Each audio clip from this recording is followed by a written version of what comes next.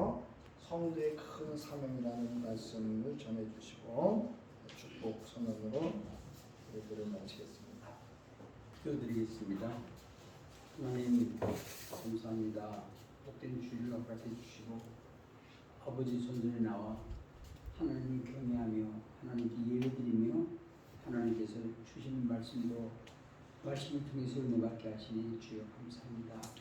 부족한 종을 주의 도구로 써주시고 하나님 성령의 국가적인 도구로서 하나님께서 부족한 종을 통하여 성도님들에게 꼭 들어야 할 말씀 대원해 주옵소서. 모든 말씀을 우리를 주에서 구원하시고 생명 주신 예수 그리스도의 이름으로 간절히 기도드리옵나이다. 아멘. 할렐루야.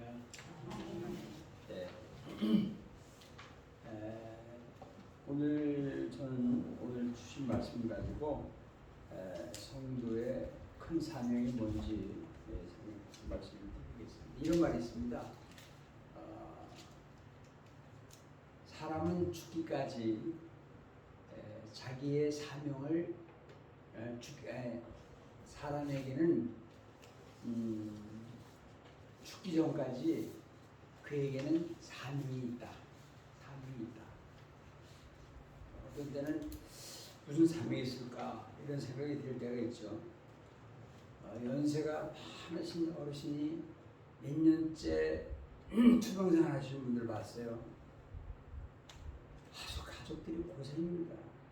그럴 때 저 어르신이 빨리 돌아가시는 게 저 어르신에게 축복인데 저렇게 몇 년 동안 가족들 힘들게 하고 저러실까 그런 생각이 들더라고요.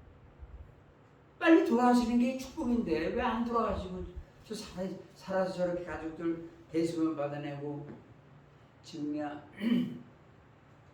옛날에는 그런 게 없었잖아요. 거의 요양시설 우리나라는 지금 요양제도가 잘 있어가지고 그런 생각이 들 때 고민이 되더라고요.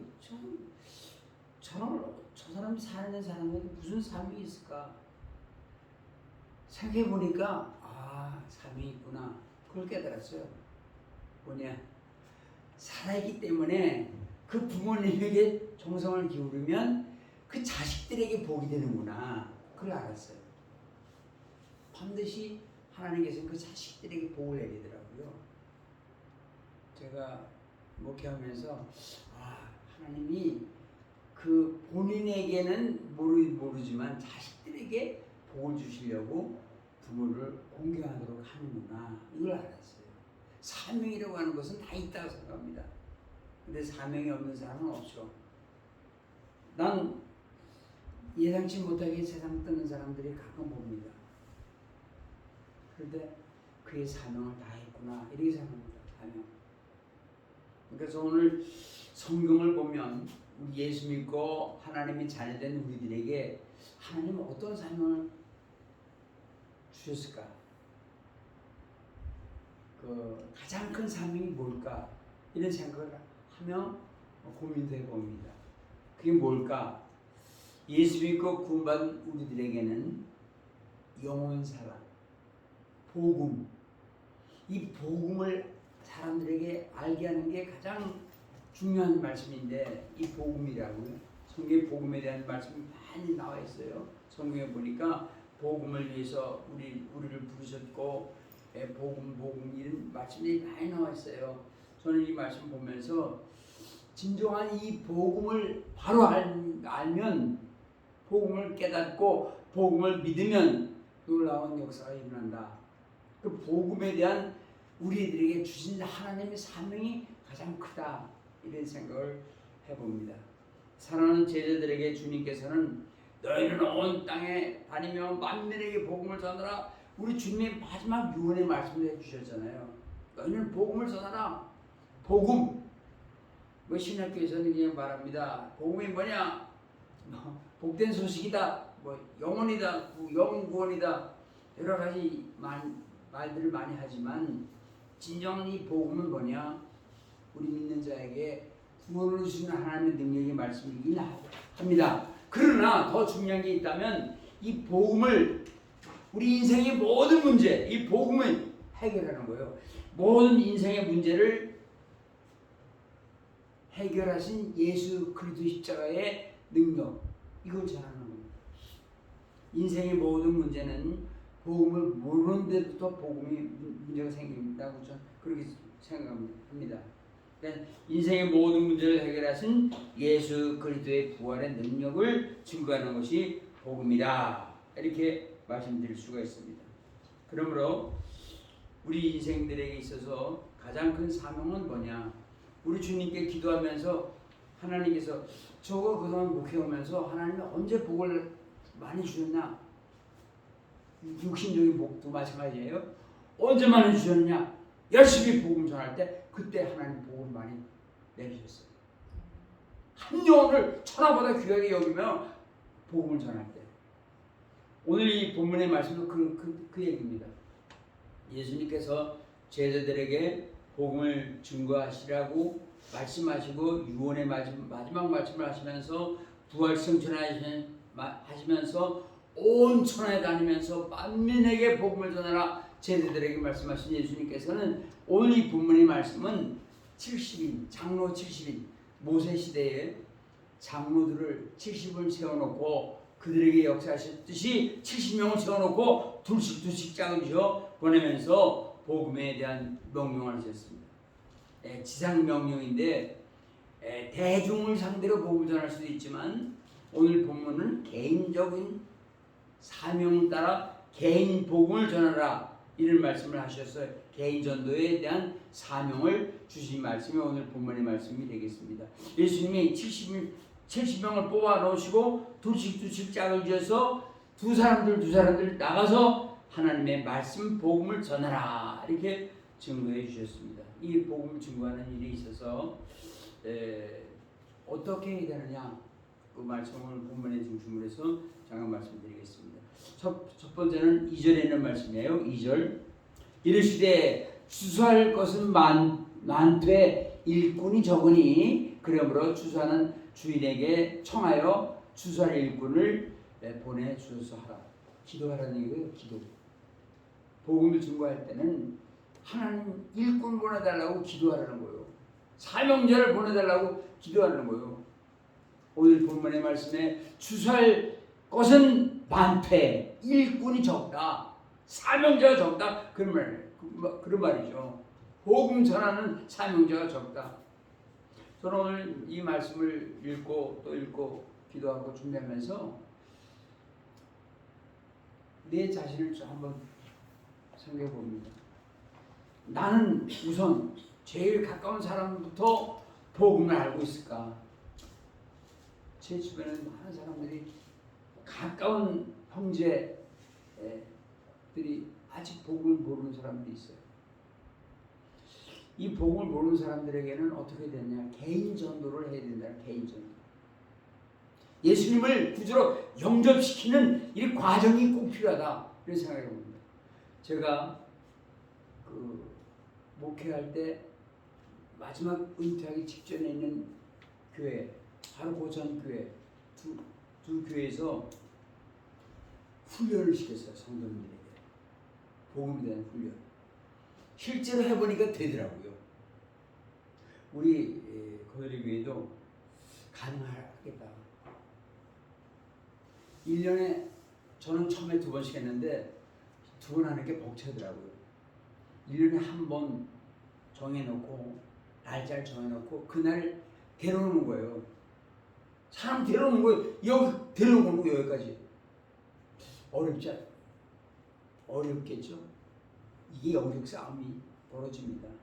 절대로 그날 오기로 한 사람이 오다가 사고가 나고 그런 일들이 막 생기시더라고요. 마귀가 얼마나 역사하는지 몰라요. 복음 증거할 때 굉장히 역사합니다. 오늘 본문에도 그런 말씀이 있어요. 여기 보세요. 오늘 본문의 말씀에 보니까 여기 보세요.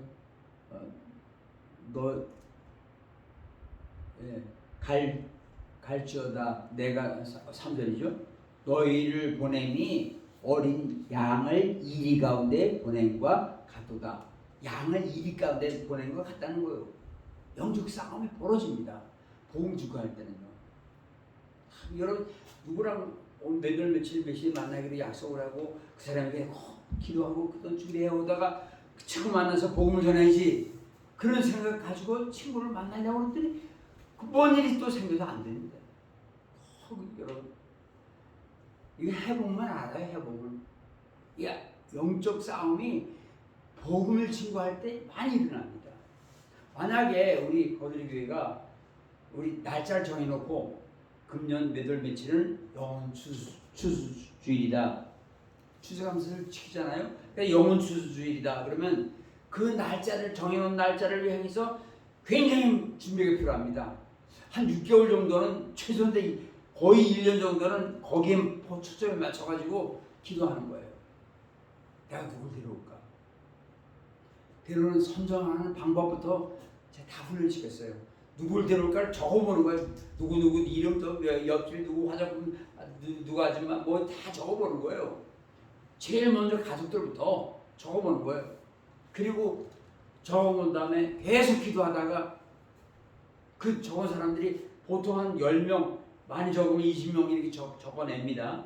그 다음에 계속 기도하면서 그 중에 10명만 반반 추려와라. 또 반출입니다. 또 그리고 더 기도한 다음에 그 중에 한 반에 또 반을 추려와라. 그러면 5명, 6명 되겠죠. 그리고 나서 한 번 더 기도해봐라. 기도한 다음에 결정적인 사람을 3사람만 결정해라. 3사람 결정해놓고 계속 기도합니다. 기도만 하는 게 아니라 관계 전도를 하고 그 사람을 만나고 차 사주고 돈을 드려야죠. 그냥 안 됩니다. 때로는 그 전에 보니까 제가 이거 하다 보니까는 그 전도를 하다 보니까 그런 것도 하더라고요. 그날 가서 그 집에 일을 도와주더라고요.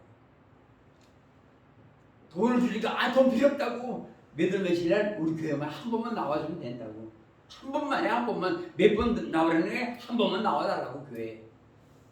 그 사람이 일 도와주는 거예요. 어떤 사람은 애기를 봐주기도 하고 노인네가 어르신이 가서 그 집 가서 많이 그 어려운데 더 바쁠 때 일 도와주고 약속 돈 필요 없어 그날 한번 교회 한번 나와줘.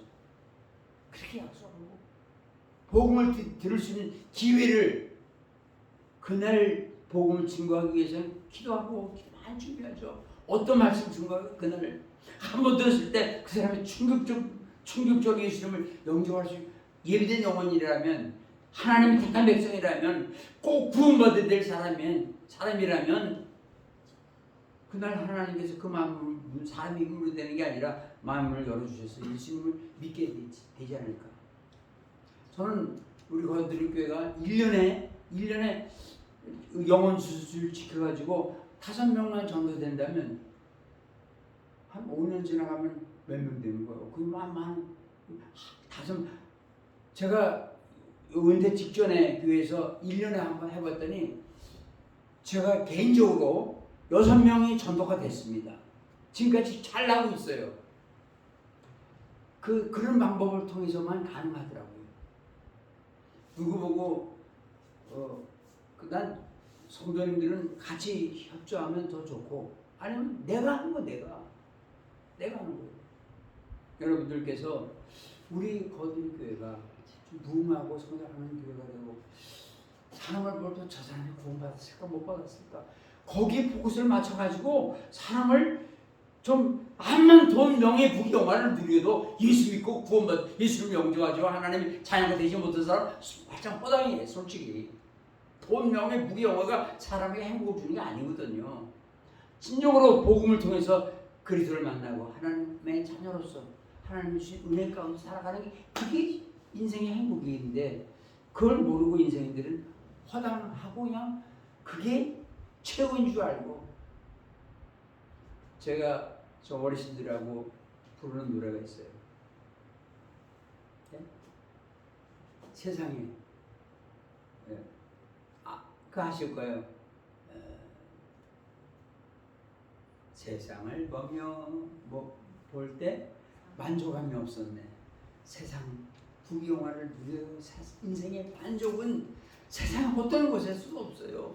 어떤 사람은 돈 없는 사람은 돈 많으면 행복할 거다. 뭐 여러 가지 얘기 생각하지만 그렇지 않습니다.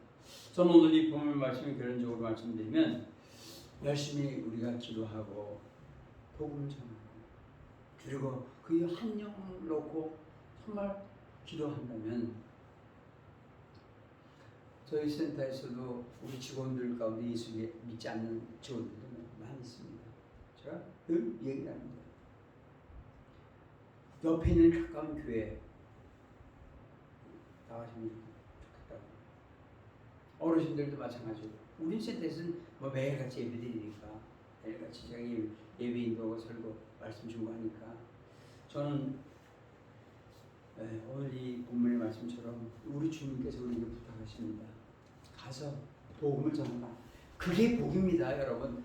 내가 전한 복이 상대방이 받아들이면 오늘 이 말씀에 읽어볼까요? 자, 한번 읽어봅시다. 6절 시작. 만일 평안을 받을 사람이 거기 있으면 너희 평안이 그에게 도움이 것이요. 그렇지 않으면 너희 축복해 주는데 그 축복을 안 받아들이면 내가 복이 되고 상대방이 받아들이면 그것도 복이고 내가 안 받아들이면 내가 복가 되니까 예수 믿고 복음 전하는 것 이거 일을 할 때 하나님 여러분들에게 축복해 주십니다. 우리의 마음 소원 이루어 주시고 내 뜻대로 안 되는 일 하나님 도와주실 거예요. 저는 그걸 믿습니다. 그래서 우리 거대교회가 처음에 제가 복을 열심히 증거하다 보니까 장로님이 나중에 그래요. 목사님 누가 누구지 모르겠어요. 교회들이 1년에 많이 세가지고 들어오니까 교인들이 누가 누구지 모르겠대. 장로가 그게 되는 말이에요. 장로님 평생 돌아갈 때까지 몇 명 전도하기를 원하십니까? 장로님 보고 그랬어요. 그랬더니 이 사명 감당하면 장로님 건강이 안 좋으신데 좋아질 겁니다. 사명 때문에 건강 하나님이 해주실 겁니다. 열심히 그분이 그 장로님이 조합장을 여러분 3번 조합장 1년에 저기 한번 그 사명 받으면 몇 년 동안 하시면 아시죠? 조합장 4년 하면 4년을 3번 하신 분이에요. 4번 해야 되는데 4번은 법에 없어가지고 못했어요. 조합장은 3번 했어요. 12년 동안 했대 조합장. 동네에서 그분이 하시 업적이 너무 크고 근데 그 사람이 그런 기회에 몇 명 전도했느냐 물어봤더니 전도 거의 못했어요. 제가 아주 충격적인 얘기를 했습니다. 하나님이 그 조합장을 3번씩 시킬 때는 그걸 통해서 한 영혼 천하보다 귀한 영혼 구원하라고 하나님 그 사명 주신 건다. 근데 그 사명 감당을 하지 못하니까 병든 거라고 아주 노골적으로 얘기를 했어요. 충격받았죠. 이게 그러다가 저하고 얼마나 열심히 전도했는지 몰라요. 열심히 전도했습니다. 그러니까 교회가 막 붕괴되더라고요. 그러니 겸손하게 한 붙들고 말이야. 그 사람은 지금도 그 사람 별 이름이 조합장 동네 사람 다 그렇게 불러요. 그 주례도 많이 하고. 여러분 저는 그럴 때 우리가 복음을 위해 살아가면 하나님 기뻐하시고 그런 사람들에게 축복해 주신다. 저는 그걸 확신합니다. 지금도 하나님께서 이렇게 제가 지금 오늘이 딱 만 3년째 복지관에 지금 근무하고 있어요. 그런데 제가 한 번도 병들어서 못 나간 적이 없어요. 3년 동안 한 번도 결석 안 했어요. 참 너무 감사하더라고요. 그래서 제가 집사람이 뭐라 그랬지만 내가 3년 기념으로다가 맞췄어. 어르신들 드리려고. 떡 드리려고. 여러분 하나님께서 복음을 증거할 때 기뻐하시고 건강도 주시고 난 그렇게 주시다고 생각해요. 우리가 복음을 사랑하면 저와 여러분이 하나님의 복 받는 하나님의 사람들이 될 줄로 믿습니다. 아멘. 찬송 볼까요? 254장 보겠습니다. 우리 주님 예수 그리스도의 그 크신 은혜와 우리 하나님 아버지의 극진하신 사랑하심과 성령의 감화, 감동, 역사, 교통비로 축복 인도하시니 오늘도 하나님 존전에 나와 하나님 앞에 예배드리며 하나님 말씀 듣고 주신 사명 따라 살기로 다짐하고 돌아가는 하나님 귀한 자녀들 머리머리 위와 저들의 가정과 섬기는 모든 저 사무국에 이제부터 영원토록 함께 없으기를 간절히 축원하옵나이다. 아멘.